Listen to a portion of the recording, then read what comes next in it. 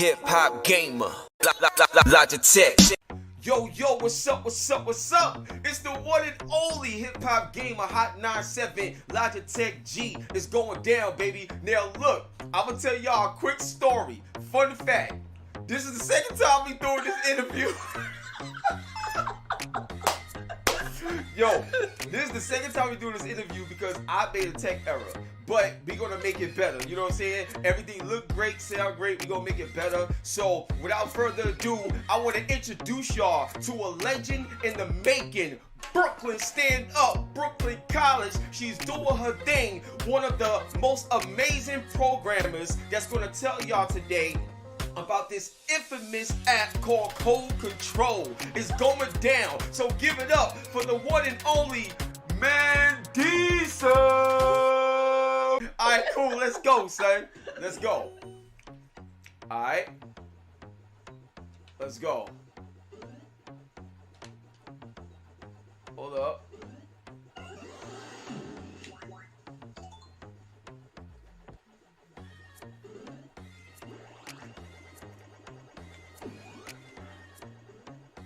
Let's go. Let's go. Oh no! Oh, come on! Oh, come on! Oh, hurry up!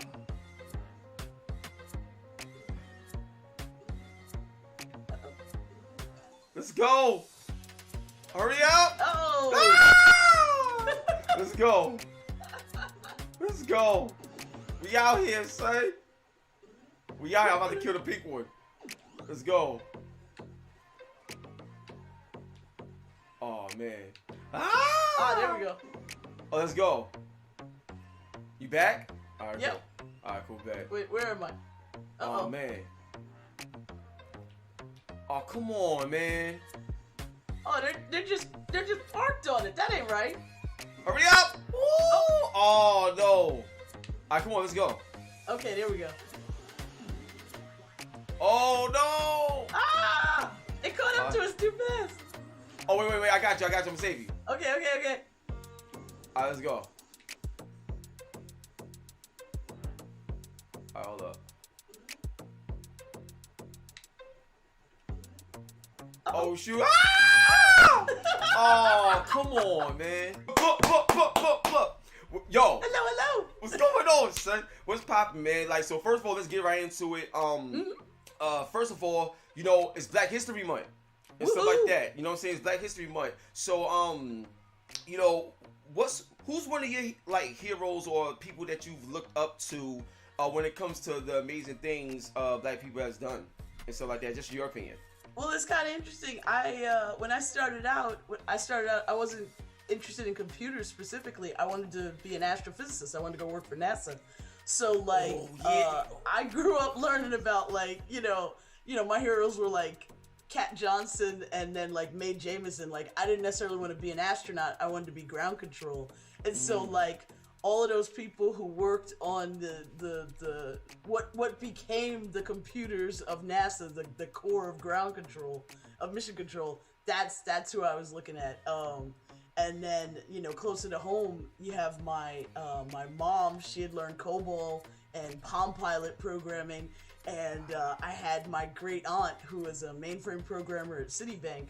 So it's like, you know, you have a lot of people, they don't necessarily visualize Black women when they think of programmers or computer scientists or whatever. But it's like, I always had that in my vision. I always had that in, you know, in my field of view. So yeah, that's really, you know, I mean, there's a lot of other people too. It's a long list, but yeah, I know, but like I find it groups, I find it very interesting because like the average person would not think about that. You know what I'm saying? So to me, like your very existence and what you're doing open doors for that to be real, like to somebody else and a lot of people that's coming up. So now what I want to ask you to expand on that is going into that field, or people that started to discover that this is a passion of yours or whatever, like, have you been met with a lot of friction where like you trying to do something but because you don't look like what the field. Like, how did you handle that adversity? You know what I'm saying? If people ever try to tell you no, or you don't belong, or you don't look the part. I would say so. There's like a couple of things for me.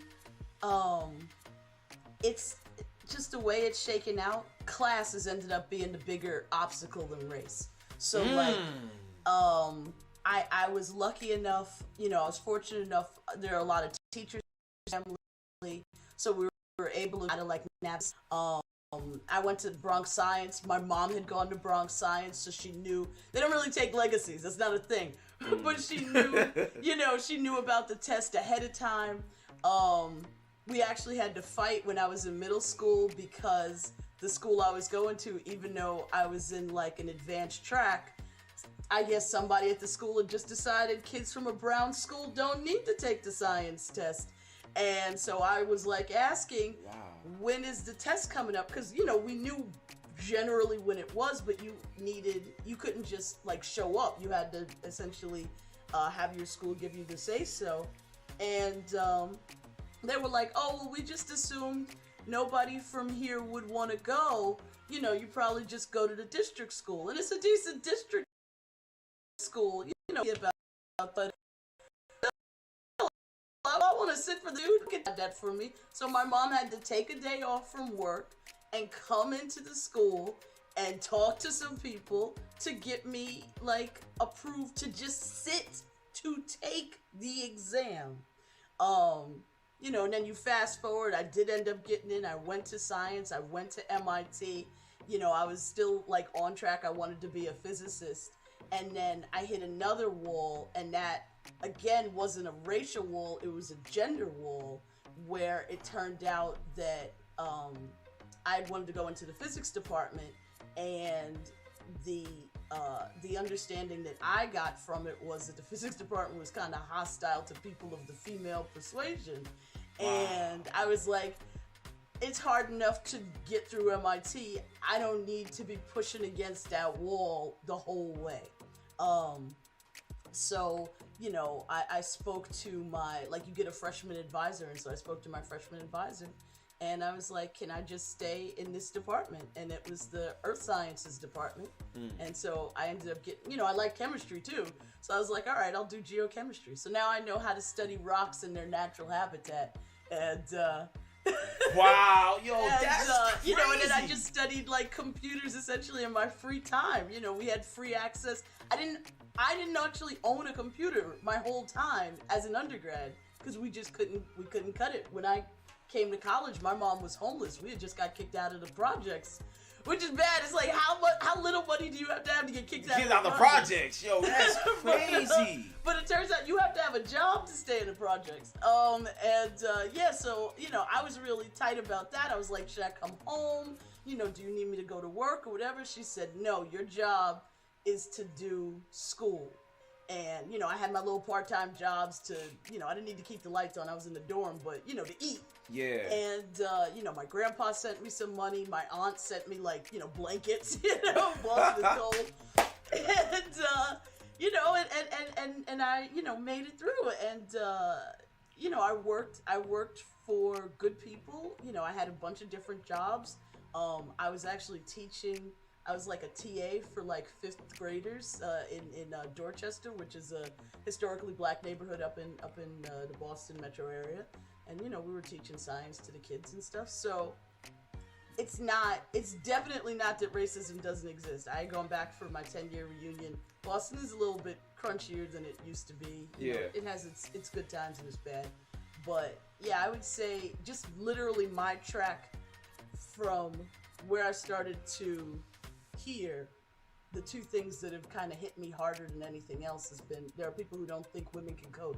I don't know where that comes from. I don't know what they, when I grew up, there were plenty of women coders, and then there just weren't as many, so maybe that's it. But but those two things, that and people having an assumption in their head, you can't go into something like programming or tech or STEM unless you already somehow come from a family that's very into STEM, or you come from a neighborhood that's very into STEM.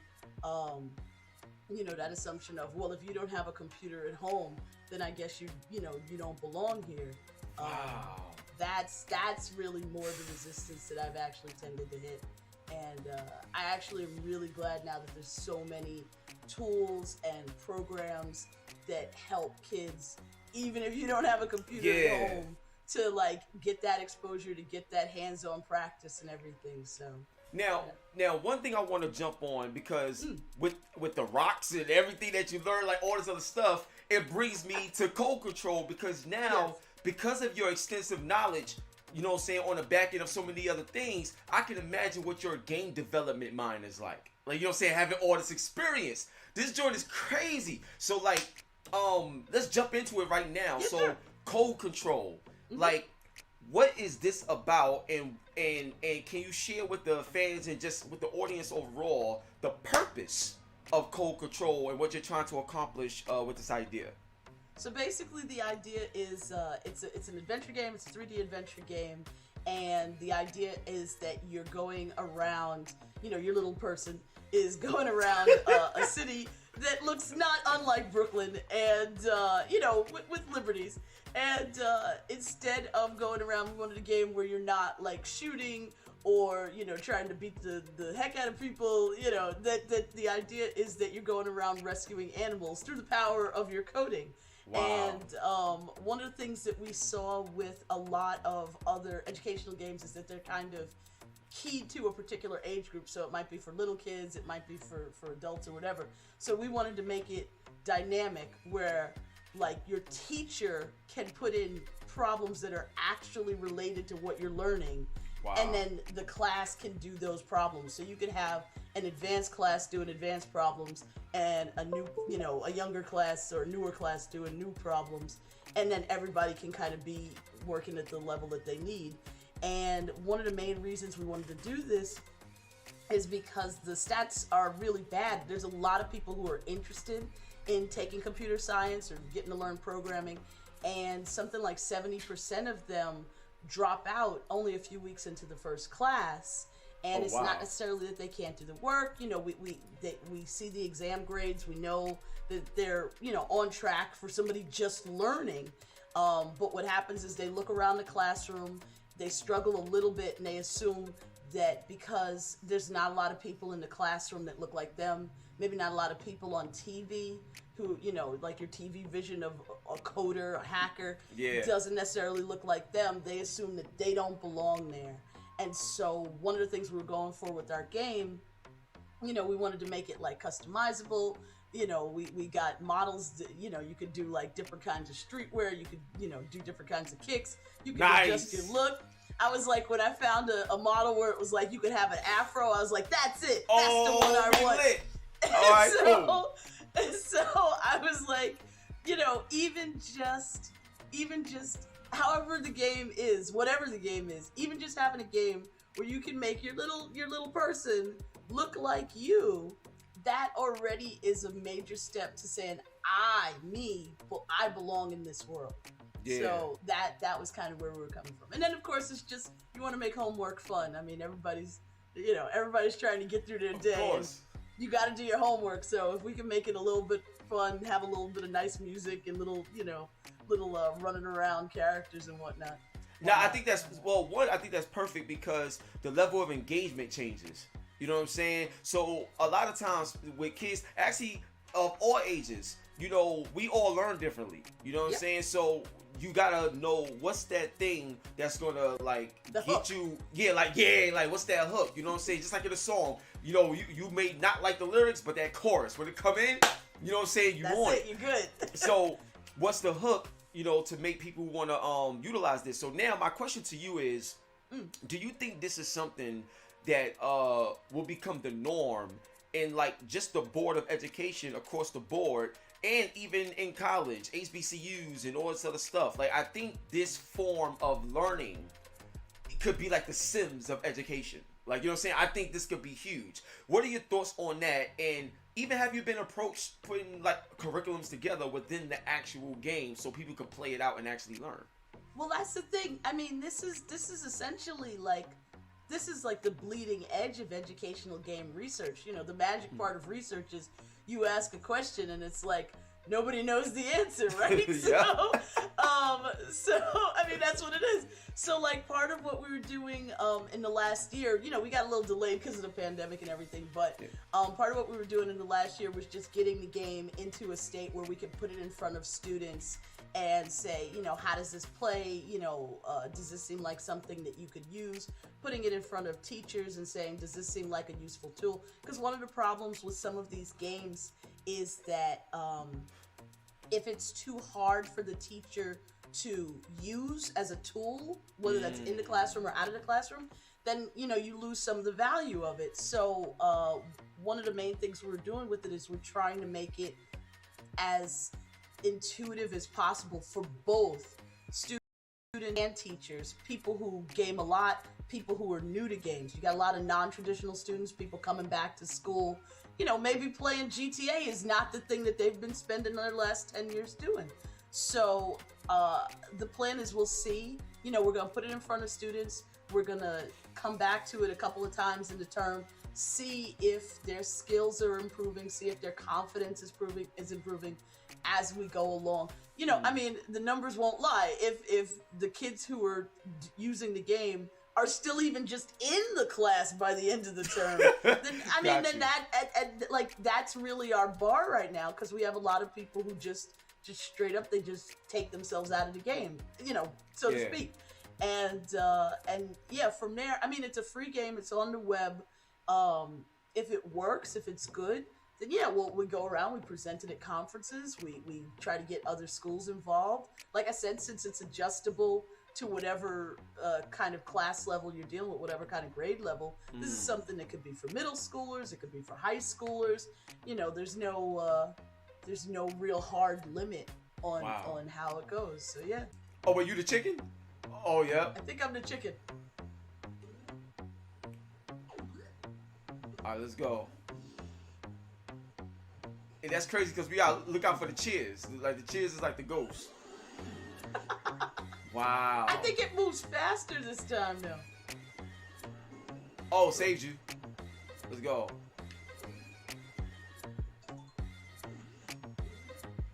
Oh, hurry up! Oh no, look out! Ah! Oh shoot! Oh! Wait. No! Ah! Let's go! Let's go! Let's go! Hold up! Ah! Look out! Look out!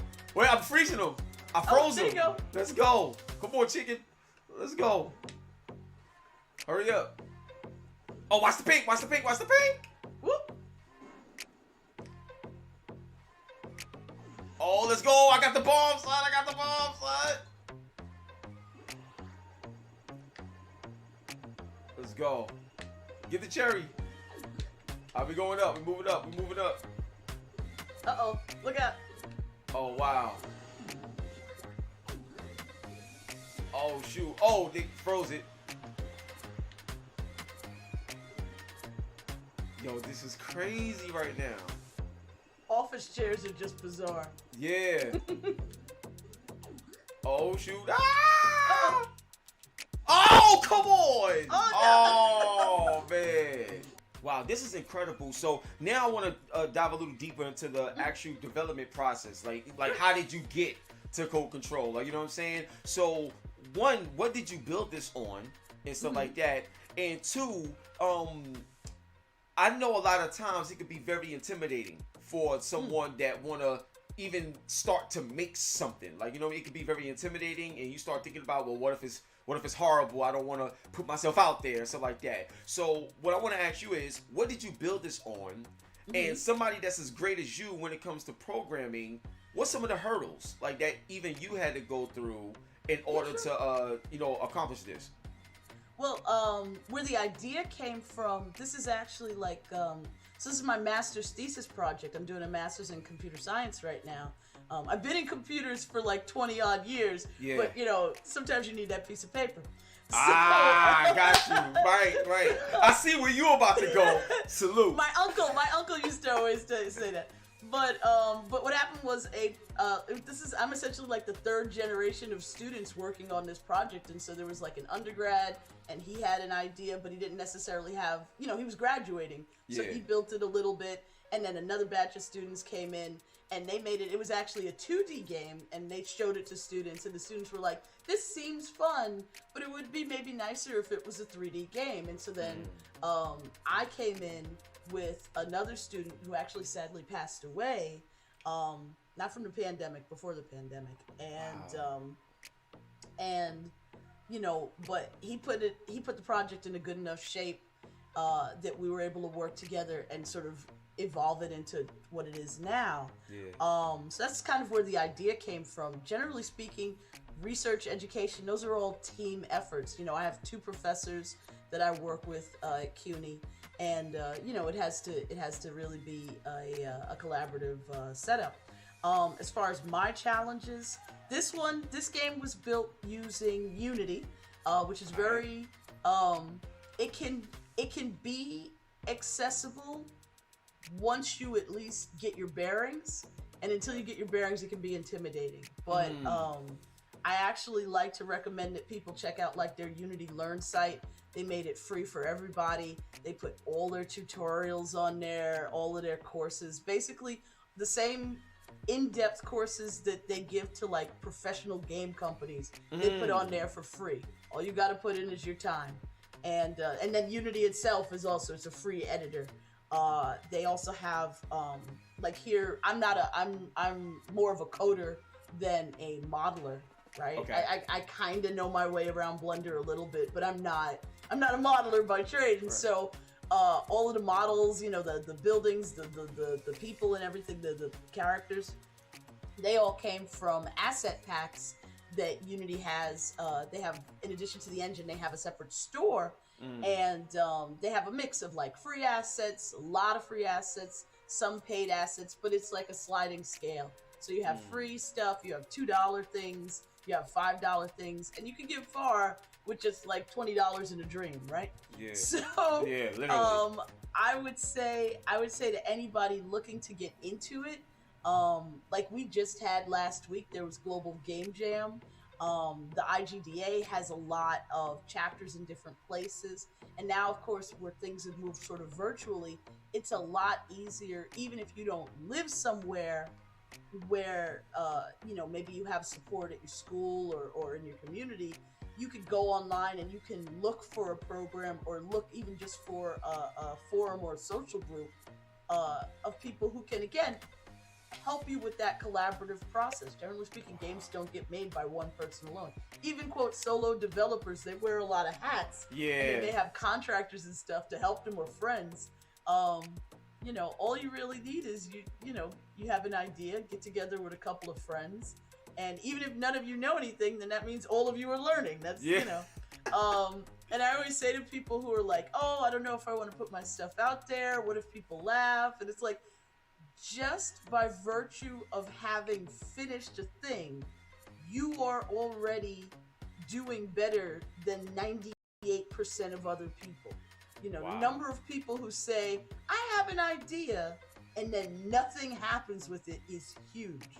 So if you can just get to, "I have an idea," even if it's just a little ball bouncing across the screen. It's something, and you could look at it and you could say, "I made that. That was me," or "That was us. We did that." And that's the beginning. Everybody learns to walk before they learn how to run. You don't go into it saying you're gonna make the next World of Warcraft. You go into it and you start off with just, "Can I get a little dude running across the screen?" And then eventually you work your way up through the evolution of games, essentially. Gotcha. All right, so a couple more questions. You're going to wrap this up. So, Brooklyn College. I got to throw that Brooklyn, the extra Brooklyn. Like, you got to say it like that. You know what I'm saying? Real talk. So, Brooklyn College. Yeah. What's your, how did you even, land that position? But also, what's your day-to-day at Brooklyn College? And with your experience there, what's some of the things that you're learning there that you feel should be a standard in all colleges or something like that, in your opinion? That's like a complicated one. So like, all right, so I'll take it into two parts. How I got here was that this is my second master's, which the college is paying for, so that's nice. Nice. Oh, yo, man, Diddy, son, that's what I'm talking about. You dope, son. Let's go. You know, Let's go. The best education is the one that somebody else is paying for. But no, I had gone there for my first master's in TV production actually, and ended up working at MSNBC for a little bit. It was really nice, and the Griot, shout out. And so that was how I became acquainted with Brooklyn College, because I had to run the numbers because that one I was paying for, and I'm like, well, you can kind of get the same education as at NYU, but it's more geared towards TV, which is what I was interested in, and it's so much cheaper. So that kind of like made the decision for me. You got to put in your time on the train though, because I'm in the Bronx, so Brooklyn is a little bit far away. Yeah. So I did that, and then the recession hit, and that sucked, and I was out of work for a while. And while I was out of work, nobody was calling me back, but you have to keep your skills sharp. That's always a thing. And so I basically started my own coding business, and I published a drawing app, a Spirograph app, based on a toy from my childhood, from a lot of people's childhood. And I took that all the way through the process of putting it out on the App Store, on Google Store. And and that was the difference there too. It was like, well, I was unemployed, so I didn't have much money. And it was like, well, should I do Android or iOS? And the answer was, I didn't have a Mac, and Apple wanted $100 a year. Google just wanted $25 one time, and I was like, well, there you go. I'm an Android developer now. Wow, that was simple. That's easy enough. That's all right, easy cool. enough. And so then when this job came up, I'm a mobile developer. I applied for the job. Actually, it wasn't even listed as a mobile developer. It was listed as a web developer. But I said, you know what? I have skills. I'm going to apply to this job. I'm not going to hold myself back and say, oh, well, maybe they're not looking for me. They're looking for me. You got to go into it with that attitude. So I go in, and the guy who ended up becoming my boss said that I was the only one who came in with an actual product. I came in with my tablet, just my regular tablet. Yeah. And I showed off my little drawing game, and I was like, this is how it works, and you move your finger and blah, blah, blah. And again, having something that is actually finished. It wasn't polished. It wasn't pretty. You can look it up it's not on the store anymore, but there's like a YouTube video I put up of it. It wasn't fancy, but it was done. And that was the difference. And he was like, what we need is somebody who can finish work. And so now, 6 years later, here I am. Wow. As far as like my day-to-day, under normal circumstances, now it's kind of weird, but under normal circumstances, essentially, like there's the app that all the students and the faculty and the staff use, and it's essentially an evolving thing. When we built it originally, the idea was just, I don't know, maybe we could have a list of people's phone numbers and maybe, the list of all classes. And now it's got like career information, it's got maps of all the, all of our campus and of the buildings. Wow. You can look up like your tuition balance, you can, all these things. It's got an ID that, everybody, when we're on campus, normally everybody uses, instead of their ID in their pocket. Yeah. Or, in addition to their other ID in their pocket, they have their digital ID in their pocket, right? Wow. And so part of what I do is essentially people come to us with ideas or things that they need, and we take care of it. The college had a problem because CUNY, of course, always underfunded. We had a lot of repairs that needed to be done, and the students had complained. They actually went to the TV news. Wow. Sometimes when you make a little bit of noise, things get done. And so what happened was I built essentially a suite of apps so that people could report facilities problems on campus. Like there's a busted toilet or a busted window, they could report that, and then the painters or the plumbers or whatever, they have a tablet app and they can see that it's broken. They can go and fix it. The higher ups don't have to keep asking people what's going on. They can just see it in front of them, and they could actually look at it on their phones, and they can see exactly what's going on. And that ended up the plumbers, for instance, had been saying for years, we are fixing toilets and then they're breaking again. But there's no way to prove that, right? If you go and fix it on Tuesday and somebody comes in on Wednesday and they said, hey, this toilet's broken. But now we had proof, and they actually ended up like promoting the guy and hiring a couple more people. So, I'm not paying their salary, but I do take a little warm fuzziness in my heart that it's like, okay, I helped solve a problem.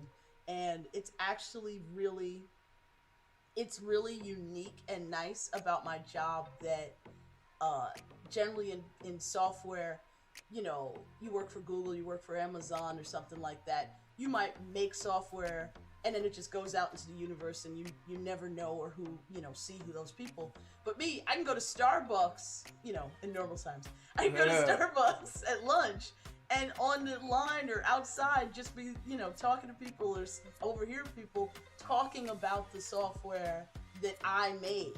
And it is a little bit fun to come up to somebody and I'm drinking my bubble tea and it's like, I made that. That's fire. Yo, we gotta clap it up for Mandisa, you know what I'm saying? Gotta clap it up. Yo, Mandisa, first of all, thank you for being you. That's the first thing I want to say. Thank you for being you. I have a signature question that I always like to say to people, and I'll end it like this. The question is, what was a moment in your life where you felt like you was at your lowest and things just couldn't, work? You couldn't make anything happen. But in that moment, you found strength that allowed you to be successful today. There have been a few times like that. I may not look it, but I'm in my 40s, so... you don't look it. You don't look it at all. You know what I'm saying? There's always gonna be some ups. There's always gonna be some downs. This last year has been hard. I lost my husband. So that was a pretty tight blow. Oh my gosh! But it was like at the same time, it was luck. It was just luck. At the same time, I had won a scholarship to Game Developers Conference, and the conference didn't happen, but I was still in the program, and so Nika and the team over there, the team at the IGDA Foundation, they were the ones running the scholarship. They basically hustled to create a virtual program out of the ether, essentially. And through that, I met my mentor, Alana Lanier, and she introduced me to GIG, the Games Industry Gathering, and in a situation where I really was looking at just, quitting, not just quitting games, quitting software, just being like, maybe I just need to do my own thing or, go hide my head somewhere in the corner or something. It was really, support doesn't really encompass it. English is very imprecise, but it was just, not to be that whole wind beneath my wings thing, but it really was that it was at a time when I felt like things were really, really dark.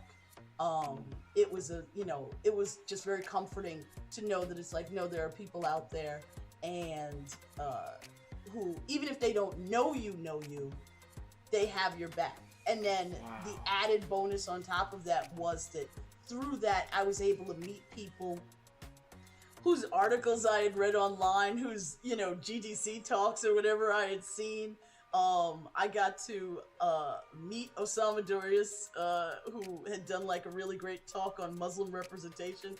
And it was like, wow, this is a really good talk. And I'm working after Code Control, my next commercial game, because Code Control is free, but my next commercial game is a tactical RPG set in the Silk Road, so kind of like Fire Emblem meets D&D meets Arabian Nights and all of that.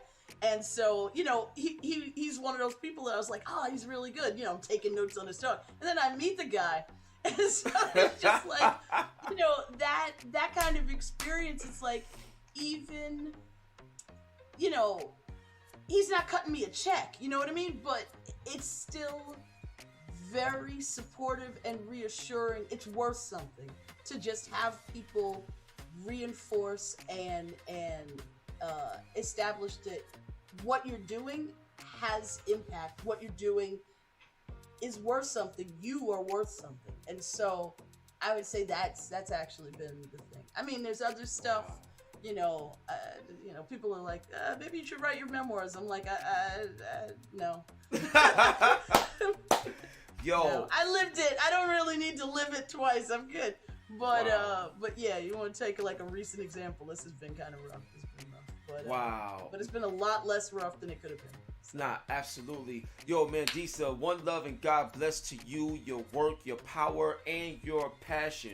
You are truly blessed, and I'm blessed just to be able to have a opportunity, you know what I'm saying, to even talk to you and have you on the show. This is crazy. This is Dev Kit, and now we gotta see where you at in this game. You know what I'm saying? We gotta see where you at. I gotta limber up my controller finger, man. You know what I'm saying? So we about to close this out with a Pac-Man battle. Old school. So let's go. One love and God bless. Everybody give it up for the one and only Mandisa. Let's go. And I hope y'all enjoy Dev Kid. God bless. Let them know where they can find you at. So I'm like all over the place. I'm on LinkedIn. I'm like there are a bunch of Mandisas. I think I'm the only Mandisa Washington in the U.S. right now. Okay. But yeah, I'm on Twitter. I'm like at Mandisa, MANDISATW.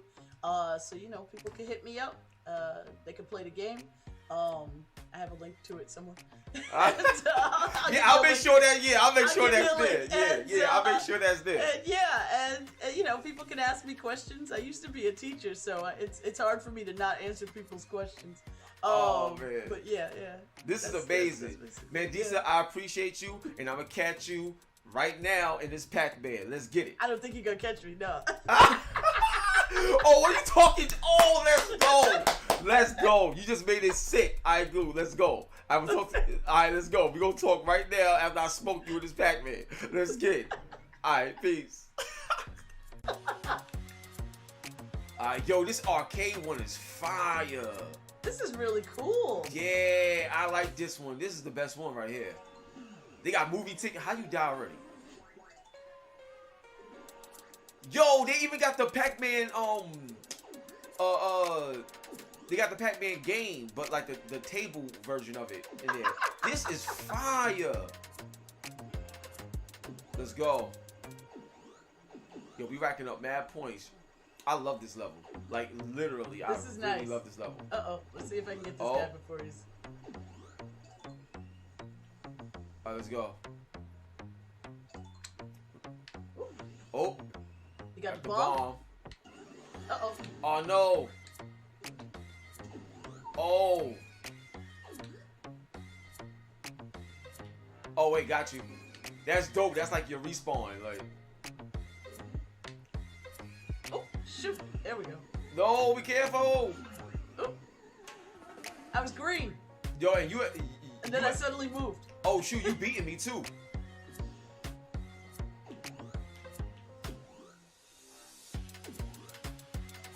Let's go. Got you. Oh, go, hurry up. Ah! Let's go. Hurry up. Ah! Nope. Oh, man. Oh, man. Hold up. I'm going to save you in a second. Okay. I had to freeze him. Yeah, let me go get you. I got you. Let's go. Cool. Let's go. We lit. Ah! Oh, come on. Oh, come on. Dang. Oh, man. We were so close. Oh, man. That was fire, man. That was fire. It's not really fair that they tag team, though. That's obviously like, yeah. I think they've improved the AI a little bit here. Yeah, that was fire, man. So, y'all, let me tell y'all, man, right now, make sure y'all check out Code Control. Make sure y'all, Mandisa Washington, she's obviously the truth, you know what I'm saying? And even though this is Black History Month, Black excellence is every day. So let's get it popping all year long. So on that note, one love and God bless. It's the one and only HipHop Hop Gamer, Hot 97 Logitech G on your Hot 97 every day. That's my word. And we are out of here. God bless. Dev Kid. Peace. Hip Hop Gamer. Logitech.